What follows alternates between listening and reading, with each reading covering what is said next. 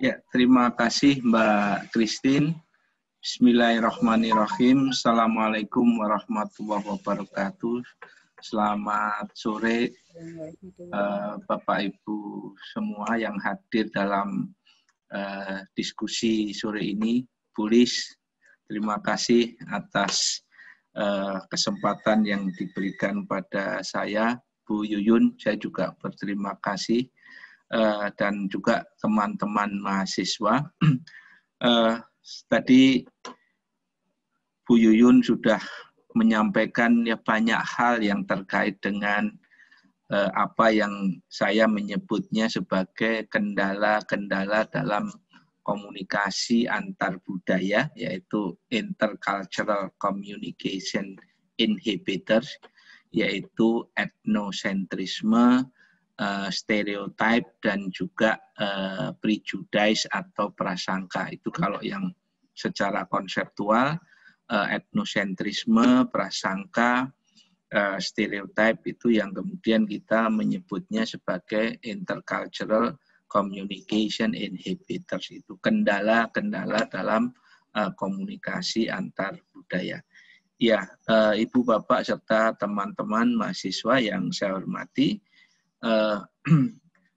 saya ingin mengawali diskusi kita sore ini dengan satu pernyataan yang disampaikan oleh Elie Wiesel. Ya, Elie Wiesel ini seorang penerima hadiah Nobel perdamaian, yang dia mengatakan bahwa kebencian yang ditujukan kepada para anggota kelompok budaya dan ras yang berbeda, sebagaimana halnya dengan para anggota dari kelompok ideologi dan politik yang berbeda, itu menjadi sumber utama persoalan di abad 20.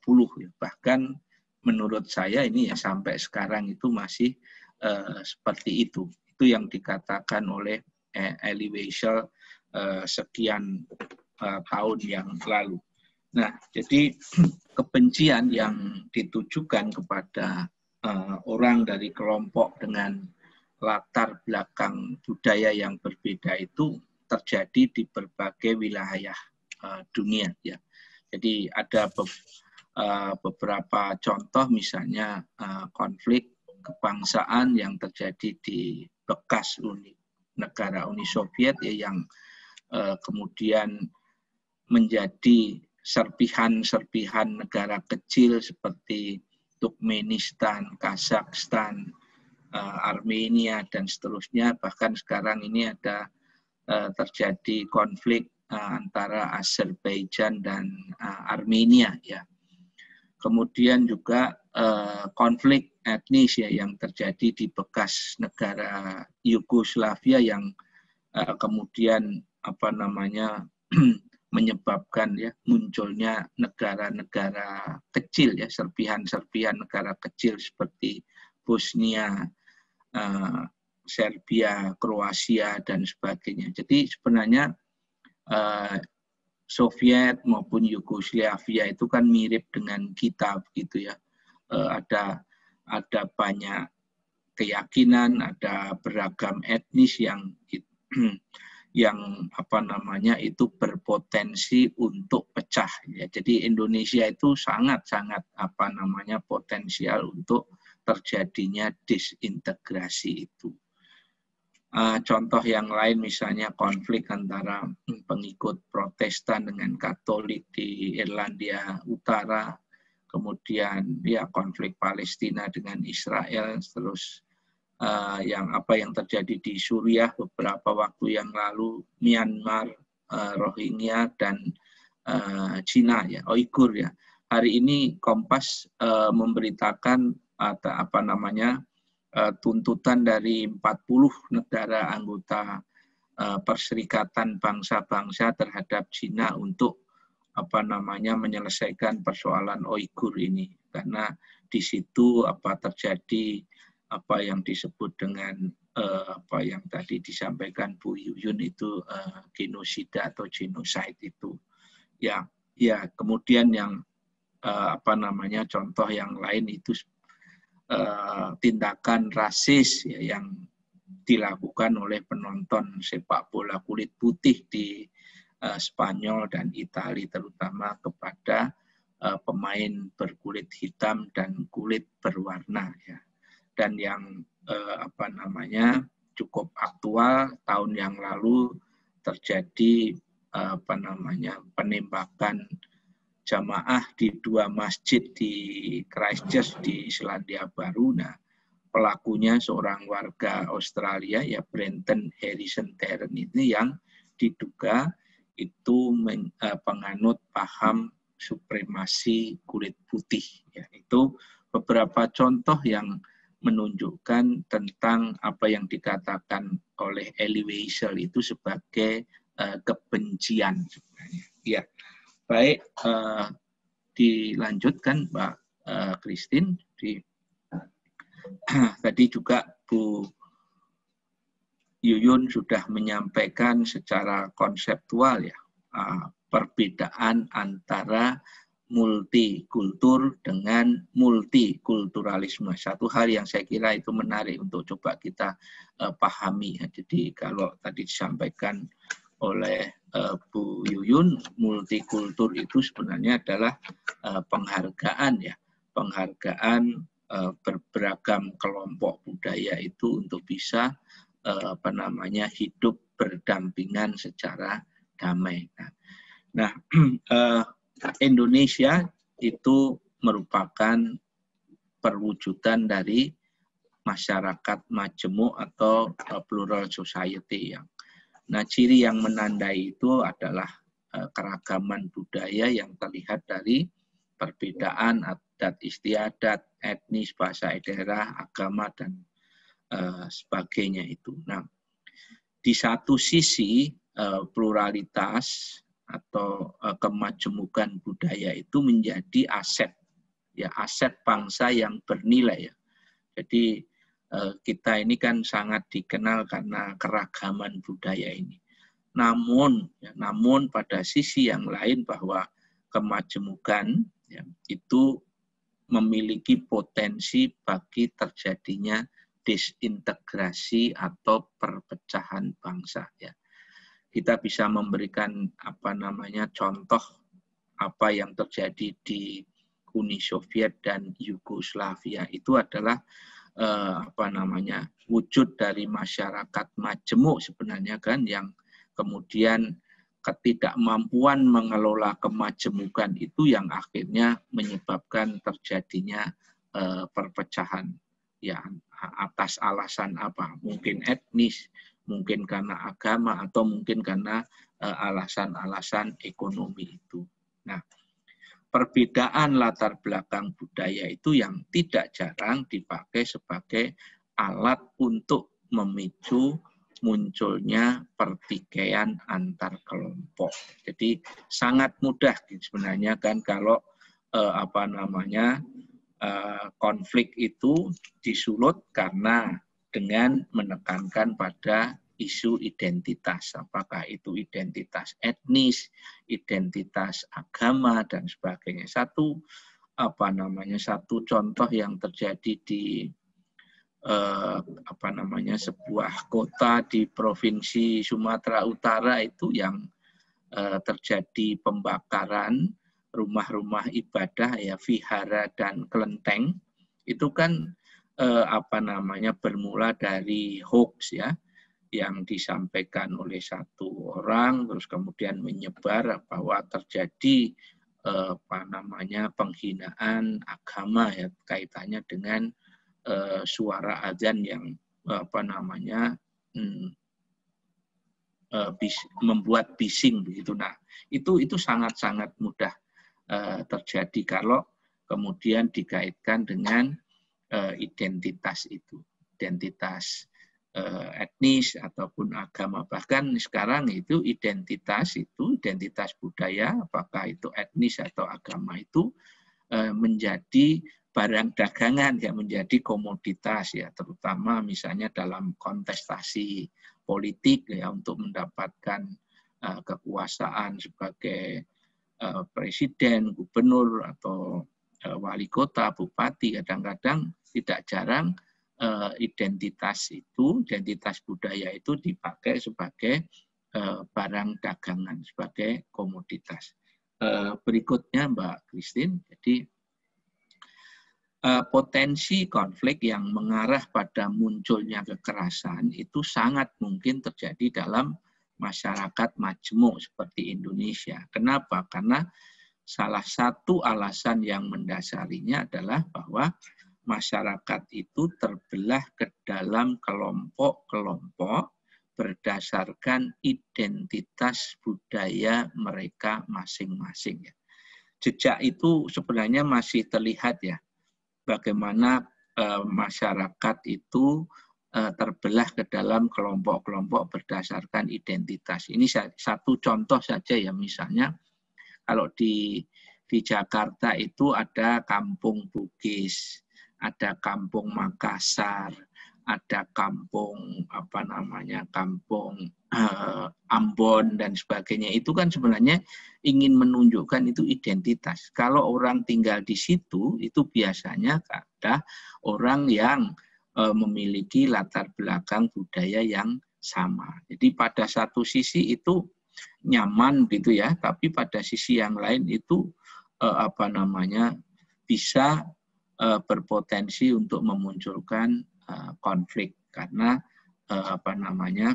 permukiman yang berbasis pada identitas itu.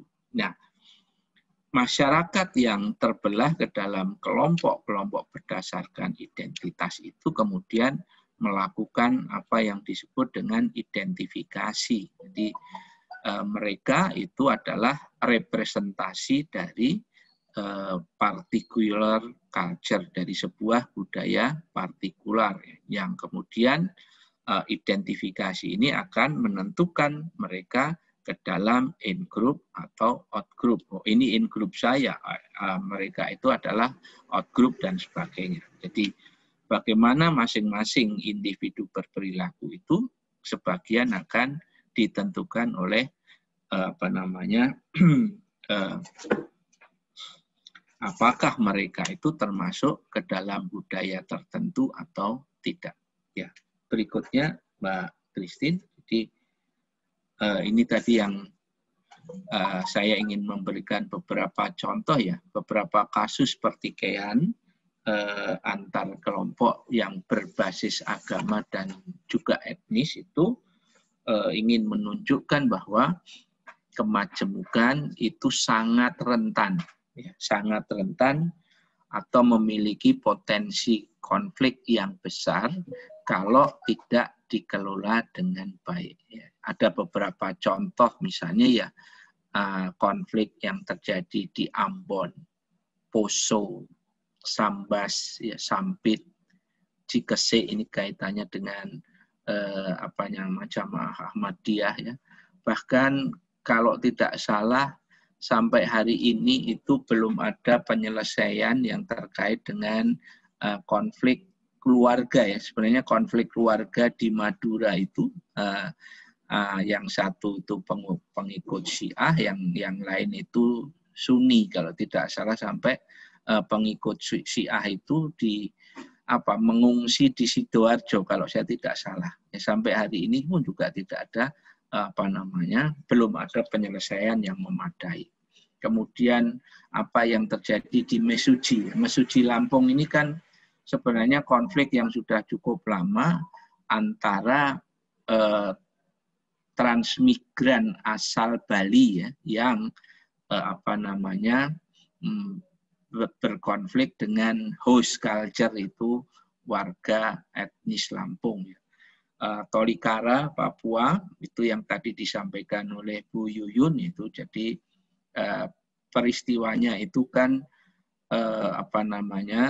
ada pengumuman dari gereja bahwa pas peringatan Hari Raya Idul Fitri ya, jadi diminta umat Islam di sana itu untuk tidak melaksanakan sholat Idul Fitri di lapangan, karena pada saat yang bersamaan itu akan dilaksanakan konferensi pemuda gereja internasional di Tolikara itu. Tapi kemudian terjadilah sholat Idul Fitri di lapangan yang kemudian menyebabkan terjadinya kerusuhan itu. Di Aceh Singkil itu satu peristiwa bahwa undung-undung itu ya kalau semacam gereja kecil gitu, atau mungkin kalau kita menyebut itu musola ya. Jadi ada keinginan warga untuk mendirikan gereja. Cuman masyarakat di sana itu menganggap bahwa jumlah gereja yang ada di Aceh Singkil itu sudah cukup. Nah, apalagi dengan undung-undung ya, yang gereja kecil pun itu sudah cukup. Kenapa harus membangun gereja lagi? Nah, terjadilah kekerasan atau konflik ya.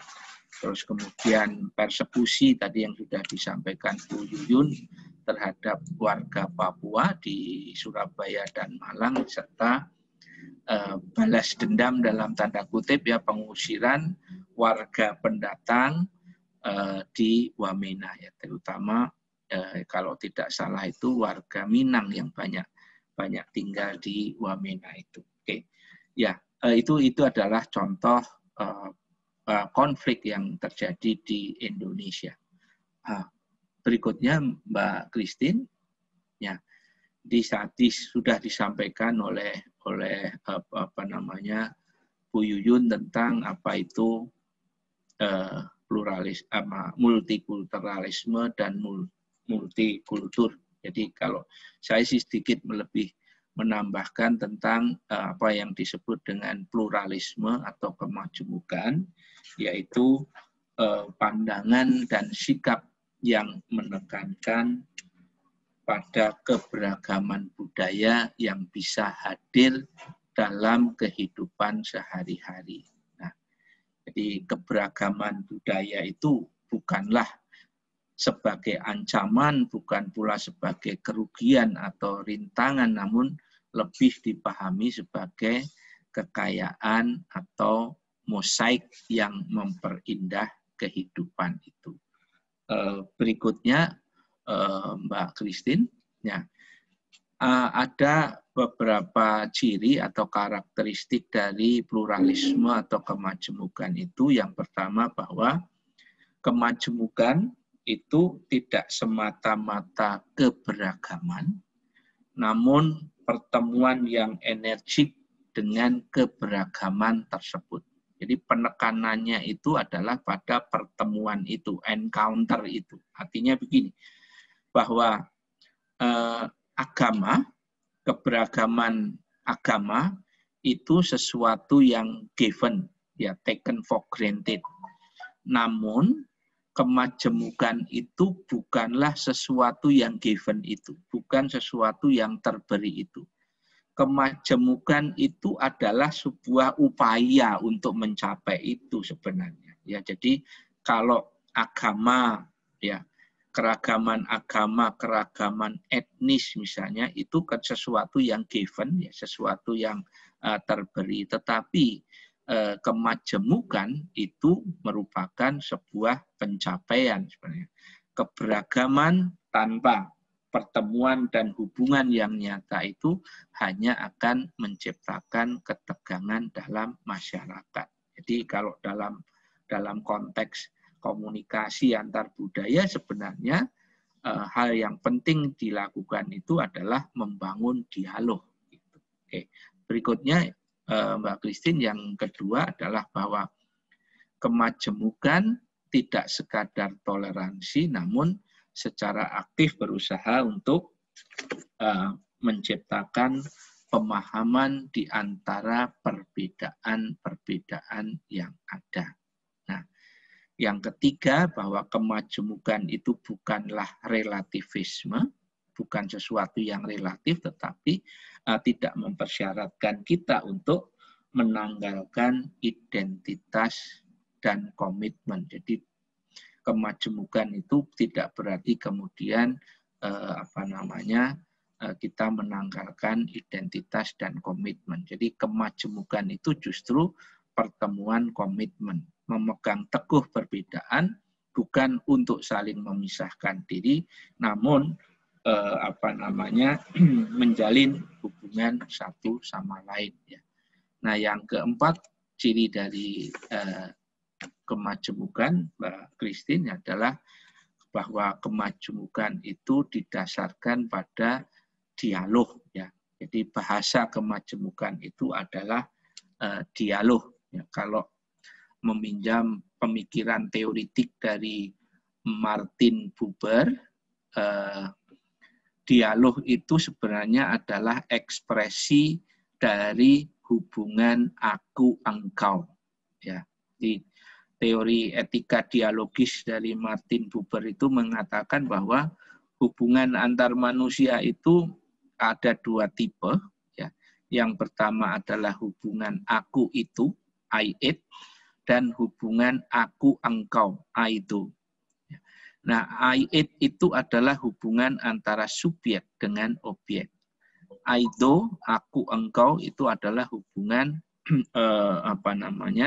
subjek dengan subjek. Jadi dialog itu sebenarnya adalah ekspresi dari hubungan aku engkau, hubungan I do itu yang dikatakan oleh Martin Buber. Kemudian ada pemikiran teori tentang dialog yang dikemukakan oleh seorang filsuf Rusia namanya Mikhail Bakhtin. Ya. Ya, dengan dialog itu akan memunculkan apa yang disebut dengan heteroglossia. Heteroglossia itu adalah many voices, ya, banyak suara. Kalau kita bersedia membangun dialog, itu akan memunculkan many voices atau heteroglossia itu, gitu. Nah, jadi bahasa kemajemukan itu adalah dialog. Dialog bermakna berbicara dan mendengar. Dialog tidak bermakna setiap orang dalam satu meja itu untuk saling bersepakat. Itu karakteristik dari kemajemukan. Ya. Berikutnya, Mbak Christine, tadi ini yang sudah disampaikan oleh Bu Yuyun, saya tidak perlu untuk menyampaikan kembali. Prinsipnya adalah bahwa ada beberapa pemikiran tentang multikulturalisme seperti yang dikatakan oleh Rogers dan Steinfeld, kemudian Lawrence Bloom dan Bennett. Di prinsipnya adalah bahwa multikulturalisme itu pengakuan bahwa beberapa budaya itu diakui keberadaannya dalam lingkungan yang sama dan menguntungkan satu sama lain. Kata kuncinya itu koeksisten, itu hidup berdampingan secara damai dan bukan promosi terhadap minoritas. Begitu ya Bu Yuyun ya. Oke, yaitu multikulturalisme. Ya, pemahaman, penghargaan dan penilaian atas budaya seseorang serta penghormatan dan keingintahuan tentang budaya orang lain. Berikutnya, Mbak Christine, ya. Kemudian apa yang menjadi sebab dan sumber konflik? Ya, ya, sebab-sebab spesifik dari peristiwa konflik yang terjadi satu sama lain itu tergantung pada situasinya. Namun semua pertikaian tersebut itu berbagi hal yang sama, yaitu komunikasi yang terbelah dalam kutub-kutub atau yang disebut dengan polarized communication. Jadi tadi Bu Yuyun menyampaikan bahwa muara dari konflik itu sebenarnya adalah komunikasi itu. Jadi kalau dalam cara pandang komunikasi antar budaya, ya, semua konflik ya apapun sebabnya itu akan berbagi satu hal, yaitu apa yang disebut dengan komunikasi yang terbelah ke dalam polar atau ke dalam kutub-kutubnya. Jadi komunikasi yang Terpolarisasi terjadi ketika pihak-pihak yang bertikai tidak memiliki kemampuan untuk meyakini atau secara sungguh-sungguh menilai pandangan satu pihak itu salah dan pandangan pihak lain itu benar. Jadi komunikasi itu kemudian dipahami dalam retorika kita benar dan mereka salah. Begitu. Ya, berikutnya Mbak Christine, ada beberapa sumber konflik. Yang pertama bahwa konflik terjadi ketika ada misinterpretasi perilaku atau tindakan orang lain. Kemudian konflik itu muncul dari persepsi tentang ketidaksesuaian, ya, incompatibility. Kemudian ketiga, konflik terjadi ketika orang tidak sepakat terhadap sebab-sebab berdasarkan perilaku mereka sendiri atau perilaku orang lain. Ya, jadi tadi sudah disinggung oleh Bu Yuyun tentang self-fulfilling prophecy. Ya, baik. Berikutnya, Mbak Christine. Ya, ini sekarang cultural identity. Jadi identitas, ya. Apa itu sebenarnya identitas? Itu konsep yang abstrak dan memiliki banyak sisi yang memainkan peranan penting dalam interaksi antar budaya. Jadi globalisasi, perkawinan antar budaya, dan pola-pola imigrasi itu menambah kompleksitas yang lebih besar terhadap identitas budaya. Nah, identitas itu memiliki posisi yang penting karena kita mengkomunikasikan identitas kita itu kepada orang lain dan kita memahami siapa diri kita itu melalui komunikasi. Ada satu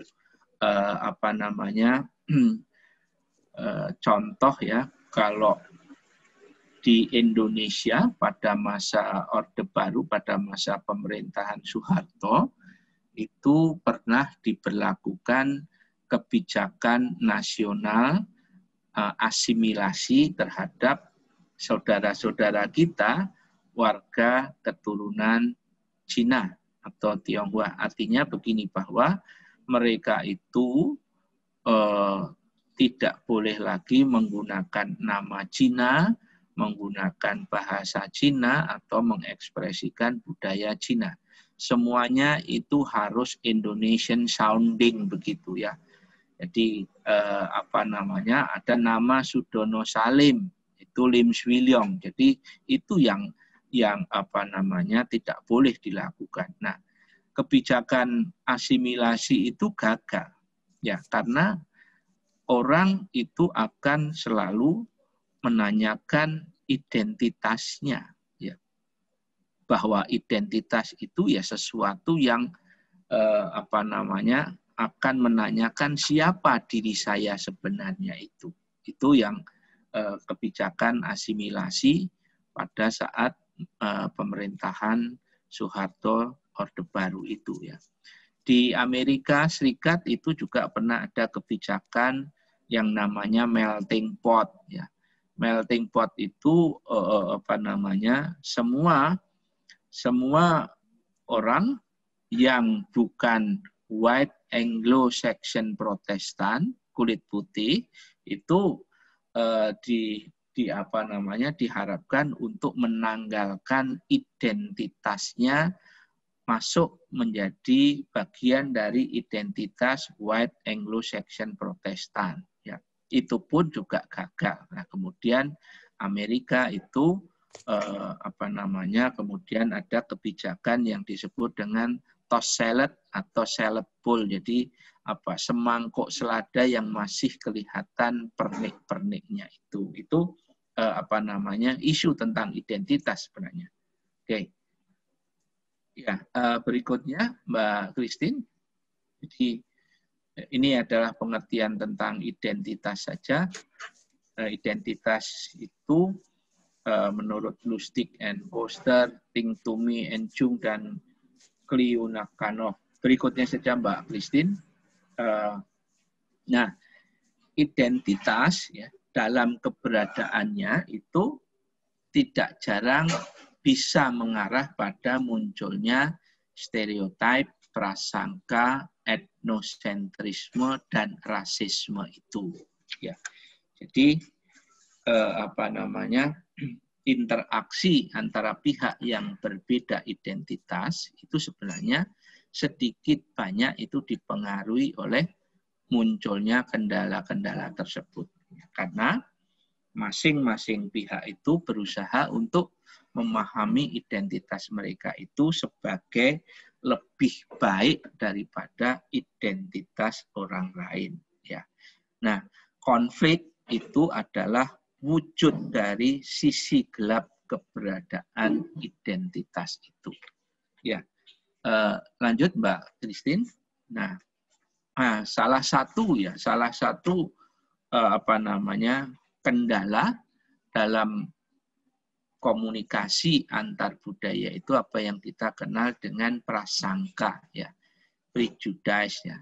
Prasangka tadi yang sudah disampaikan adalah sikap negatif terhadap sebuah kelompok dan tidak cukup didasarkan pada bukti yang memadai. Nah, prejudice atau prasangka itu memiliki tingkatan, gitu ya.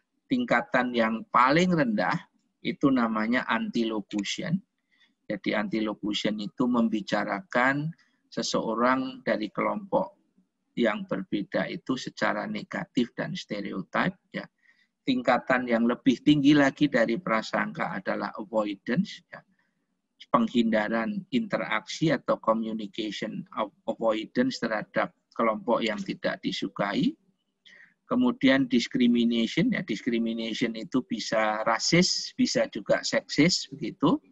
Itu tingkatan yang lebih tinggi lagi. Tingkatan yang lebih tinggi lagi itu adalah physical attack. Itu kalau di Amerika itu ada kelompok, kalau tidak salah namanya Triple K, ya, Ku Klux Klan itu yang sangat anti kulit hitam, ya. Dan mereka itu tidak jarang melakukan tindak kekerasan fisik. Di Jerman itu skinhead atau skinhead, ya, skinhead yang anti terhadap orang-orang keturunan Turki itu juga tidak jarang untuk melakukan kekerasan fisik. Nah, tingkatan yang paling tinggi dari prasangka itu adalah extermination. Ya, wujudnya macam-macam. Tadi Bu Yuyun menyampaikan itu genocide, ya. Ada juga apa yang disebut dengan ethnic cleansing, ya, pembersihan etnis. Itu kan bentuk dari prasangka pada tingkatan yang paling tinggi, yaitu extermination. Dan jangan lupa bahwa itu terjadi juga di Indonesia, loh. Konflik Sambas, Sampit, Sanggoledo, itu apa? Itu ekspresi dari extermination juga, kan. Apa yang terjadi dalam tragedi Mei 1998 itu pun juga kalau menurut saya adalah ekspresi dari apa yang disebut dengan extermination itu, yaitu